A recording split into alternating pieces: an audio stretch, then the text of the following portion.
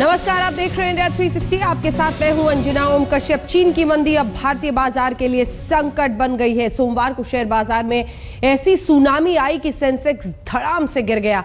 इस उथल पुथल में निवेशकों के 7 लाख करोड़ रुपए स्वाहा हो गए। अंत में बाजार इतिहास की सबसे बड़ी गिरावट के साथ बंद हुआ है। 1625 अंकों की गिरावट दर्ज की गई जब तक बाजार बंद हुआ था। और आप इसी से अंदाजा लगा सकते हैं कि निवेशकों का 6 लाख करोड़ रुपया आज एक दिन के कारोबार में स्वाहा हो गया है। शेयर बाजार धड़ाम गिरा, इधर रुपया भी और उधर प्याज की कीमत बढ़ती चली गई। ये देखिए सेंसेक्स की सुनामी कहां पर खुला था, 27,366 पर, और कैसे बंद हुआ है 1624 की गिरावट के साथ। निफ्टी में भी ऐसी ही गिरावट दर्ज की गई है 490 अंकों की, और 7809 पर निफ्टी बंद हुआ है। माना जा रहा है कि चीन में जो बीते सप्ताह मैन्युफैक्चरिंग सेक्टर के आंकड़े आए, उसमें जो जबरदस्त गिरावट हुई, उसी से ये पूरा का पूरा गिरावट का दौर ट्रिगर हुआ है, शुरुआत हुई है। शेयर बाजार में हाहाकार हम आपको दिखा रहे हैं। अब तक के सबसे ज्यादा जो गिरावटें आई हैं वो हम आपको दिखा रहे हैं, लेकिन आज जिस तरह की गिरावट दर्ज की गई है, देखिए 1741 अंकों की। दलाल स्ट्रीट में 10 सबसे बड़ी गिरावट में 7 सोमवार को हुई है। ये हमेशा से रहा है। अगर बीते सप्ताह की क्लोजिंग में कुछ भी ऐसे आंकड़े आते हैं जिससे एक ट्रिगरिंग इफेक्ट हो, एक उसका असर हो, तब इस तरह की गिरावट देखी जाती है।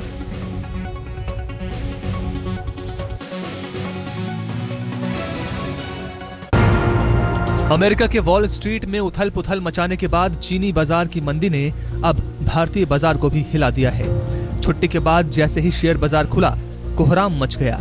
सोमवार की सुनामी में सेंसेक्स ऐसा लड़खड़ाया कि बंद होने तक संभल नहीं पाया। सेंसेक्स 1624.51 अंकों की गिरावट के साथ 25,741.56 अंकों पर बंद हुआ। पहली बार इतनी बड़ी गिरावट के साथ सेंसेक्स बंद हुआ है। उधर नेशनल स्टॉक एक्सचेंज का सूचकांक निफ्टी 490.95 अंकों की गिरावट के साथ 7,809 के स्तर पर पहुंच गया है।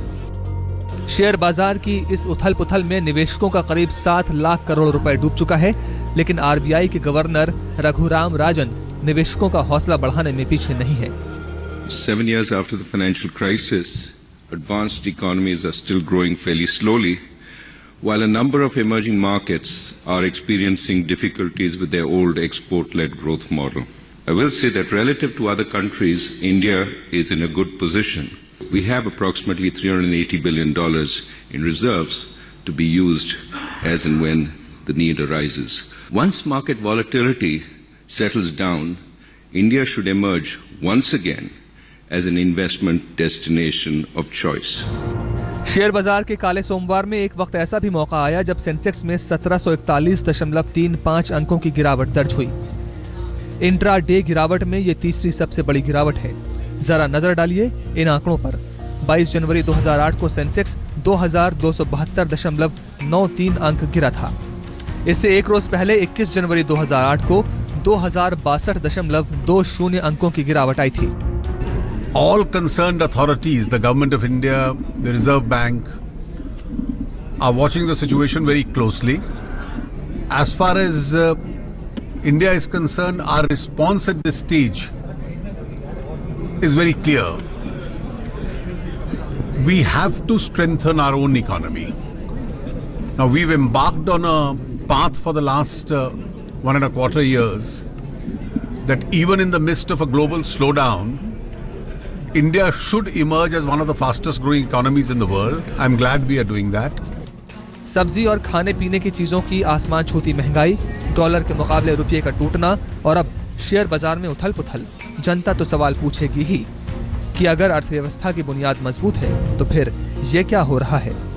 मुंबई से वीरेंद्र सिंह घुनावत के साथ आज तक ब्यूरो।